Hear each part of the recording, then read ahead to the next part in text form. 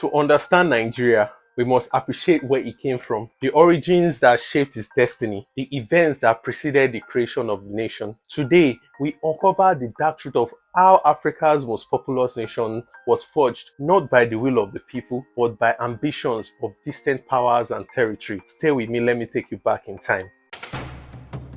The 1800s saw European explorers venture into Africa, supposedly on geographic expeditions, seeking the sources of great rivers. But their true mission, finding navigable routes into the African interior for commerce and control. Richard Lander explored Nigeria first as Hugh Clapperton's servant. Later, he and his brother established a trading post for the African Steamship Company at the confluence of the Niger and Benue rivers, a strategic location that will prove vital in the coming colonial chess game. Meanwhile, David Livingstone had become a symbol of British exploration in Central Africa, particularly the Congo Basin. His missionary work provided a veneer of righteousness to British growing interest in the continent. His fame was cemented when journalist Henry Morton Stanley found him in 1871, uttering those famous words, "Dr. Livingstone, I presume." But Stanley's legacy would take a darker turn. He became an agent for King Leopold II of Belgium, a man whose colonial ambitions would change the course of African history. King Leopold II, ruler of the tiny nation of Belgium, had outsized ambitions. Through Stanley's expeditions, Leopold seized control of the Congo Basin in 1876, establishing the Congo Free State as his personal property. This audacious land grab by a minor European power sent shockwaves through the colonial circles. If Belgium could claim such a vast territory, what was to stop other nations from doing the same? The race that will carve up a continent had just begun, and it will culminate in one of history's most consequential gatherings, the Berlin Conference. For centuries, European nations had plundered Africa's resources and enslaved its people, masking exploitation as commerce. Now, to avoid stepping on each other's toes in their scramble for territory, they gathered in Berlin to establish rules for dividing the continent. The rules were breathtakingly simple in their arrogance. Firstly, any European country could claim African land by planting a flag and informing others. Secondly, they would civilize and Christianize the locals, a cruel justification for exploitation. Thirdly, and perhaps most importantly, no African resistance would matter. With maps spread before them, European powers drew arbitrary lines with pencils, slicing apart ancient kingdoms, ignoring tribal territories, and erasing centuries of history in minutes. Brothers were separated, and enemies were forced together. The chaos we see in many parts of Africa today was born in that very room, and it has a name: colonialism. Specific lands were obtained by having African indigenous rulers sign an X to agreements they could not read or understand. These protection agreements in quotes with European powers were often nothing more than thinly veiled theft on a continental scale. To understand what truly drove the European conquest of Africa, we need to examine a critical factor. First, the Industrial Revolution transformed Western economies. By late 19th century, slavery had become economically unattractive, and Britain had shifted to machine-driven production, steam engines, mechanized factories, and industrial might. However, this innovation created an insatiable hunger for raw materials. Africa represented the perfect solution: abundant resources that could be appropriated at minimal cost.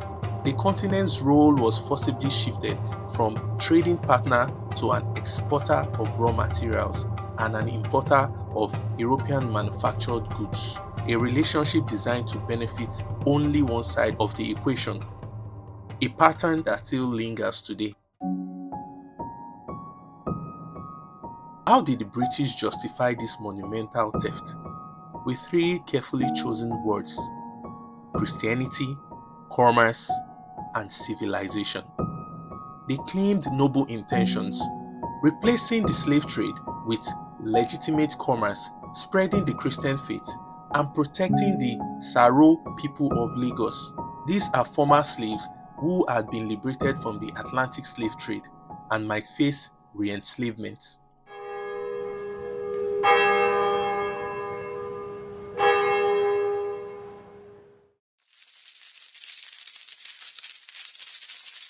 But these were convenient narratives that masked the truth. Colonization was fundamentally about wealth extraction and economic domination.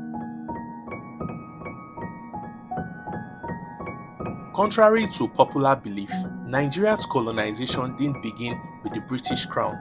It started with a corporation, the Royal Niger Company, a mercantile enterprise chartered by the British government, was created long before the Berlin Conference. It became instrumental in securing British control over the lower Niger against German and French competition. By 1899, it became clear that a chartered company couldn't compete with state-supported protectorates. On January 1st, 1900, the Royal Niger Company transferred its territories to the British government for £865,000, essentially selling an entire territory, land home to millions of people, a price tag on sovereignty. After the Berlin Conference in 1898, the British government established the Niger Committee, also known as the Selborne Committee, to determine the future of these territories. This committee, not Frederick Lugard as commonly believed, was responsible for Nigeria's amalgamation. Its key members included Walter Egerton, governor of Lagos Colony from 1903 to 1906, Ralph Moore, High Commissioner of the newly created Southern Protectorate, Reginald Antrobus, Under Secretary of State for the Colonies, possibly the true architect behind the idea of a unified Nigeria, and George Goldie, creator of the Royal Niger Company. He administered different territories on behalf of the British government. The committee's goal was simple: merge these territories to keep other European powers out and expand British commercial opportunities. The needs, desires, and existing political structure of the people living there were barely considered. With commercial interests secured on paper, it was time for Britain to enforce its claims. Military expeditions followed the diplomatic maneuvers, crushing resistance and establishing effective control over the areas claimed at the Berlin Conference. The path to Nigeria's unification would be paved not just with deceit, but with force. The Nigeria we know today was born not from the will of its people, but from economic interest of a foreign power. Understanding this history is crucial to making sense of Nigeria's present challenges in its politics, its conflicts, and its very identity as a nation, and future possibilities. This forced union, created for extraction rather than prosperity, continues to shape the destiny of millions. The dark truth of Nigeria's creation reminds us that modern nations are sometimes built on foundations they did not choose for themselves. Join us next time as we continue to uncover the hidden histories that shaped our world.